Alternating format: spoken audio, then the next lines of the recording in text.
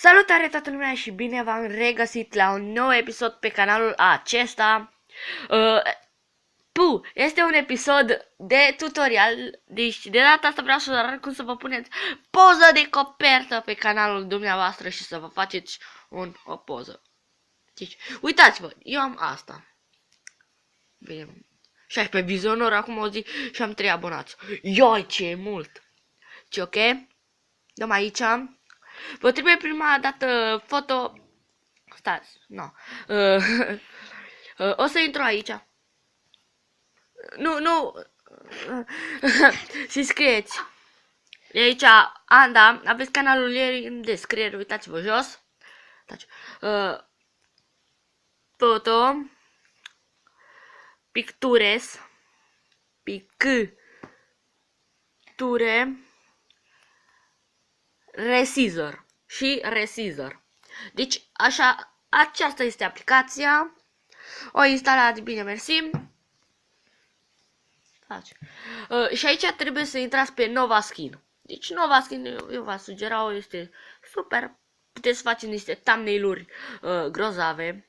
Intrăm la wallpaper, asta de jos de aici, wallpaper. Paper. Deci canalul Andei are chiar și a 3 abonați. M-am abonat și eu chiar acum la ea, chiar și la mine. Vai, ce mă doare stomacul. Ok. Deci aici o să vă arate foarte multe poze. Wow, ce poză faină. Așteptați să se încarce. Da. Mânc chipsuri. Eu am crezut că aia e poza. Ok. Dăm și căutăm o poză faină. Și mecheră. Ok, am ales poza aceasta, adică am ales-o. O luăm.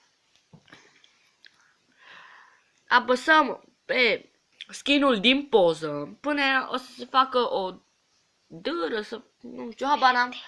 Așa, până o să se facă așa. Și mergeți aici la close skin. Ok, dacă skinul vostru este aici, deci este printre cele de aici, dați select, dar eu cum nu este skinul meu aici, o să dau aici și dau la documente. Trebuie să ai salvat în... Skinul în galerie. Sau... Da, trebuie să ai în galerie. Și aici o să vezi skin 20.pgn. Intrăm pe el, apăsăm pe skinul nostru. Adică tău. Meu, al nostru, în fine, al canalului și ok. După cum ați văzut, aici ne-a apărut skinul. Mi-a rupt chipsurile din mână. Ok, în fine. Hai, ce bună. Ce bune. E cu grătar. Alex.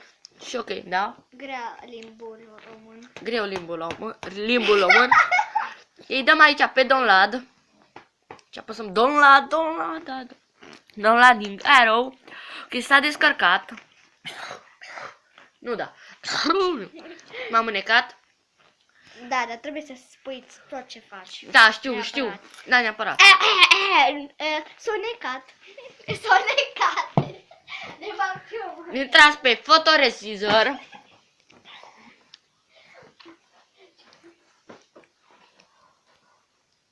Stați 2 secunde că mi-am pus poza asta din greșeală. Dar lasă pe aia, ce contează. Ok, select photo. Și intrați pe poza pe care v-ați făcut-o pe Nova Skin. Pentru că se poate. Intrați pe poza asta. Hai, toși. Ok, intrați pe poza și dați aici la cele 3 punctulețe. Dați resize. Dați aici show more. Și dați aici 240 1152. 2048, scuzați-mă. Și așa, cum ați dat? Nu știu matematică. Cum ați dat? Salvați în Drive sau în ce doriți dumneavoastră.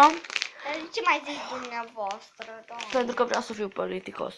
Și ok, titlul documentului Picture number 1 și noi o să punem așa.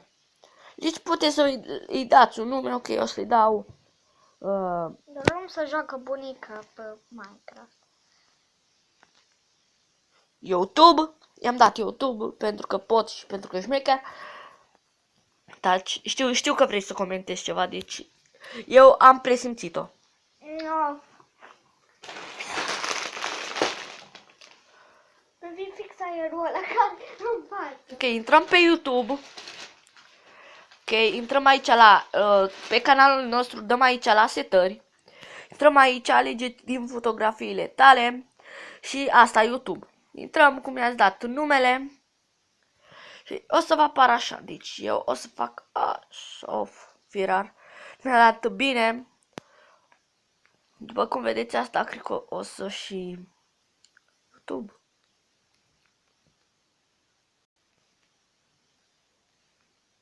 Dar nu vreau așa să fie doar mâna. Că o să dureze ceva până o să regleze o imagine. Dureze, dar... Să știi. Așa, save. Nu e aici. Nu știu. Dau save. Mi-a salvat-o ca cacatul. Dar în fine, deci înțelegeți voi cum trebuie să procedați și să intru înapoi pe a mea. Dai tu dracu. Ce dracu. What the... Știi că trebuie editat video-ul ăsta, nu? Lasă-mă pace. Ok, eu de exemplu vreau poza asta pentru că îmi place cum arată. Deci dau save. Vreau. De exemplu că îmi place. De exemplu, Nu vezi că îmi stric și ăsta. Ok, l-am salvat. Și uitați-vă cum arată. Opa. hop și așa. Și uitați-vă cum arată. În fine, uitați-vă cum arată. Deci voi puteți să vă personalizați cum doriți voi. Și cam atât este cu acest episod de tutorial pe canalul meu. Taci. Uitați-vă în descriere pentru canalul Andei. Este singura promovare pe care o fac. Cam atât. Pa, pa. Ne faci promovare separat. Taci. Am prins o filmare. Bă, dar nu pot să prins. Stop!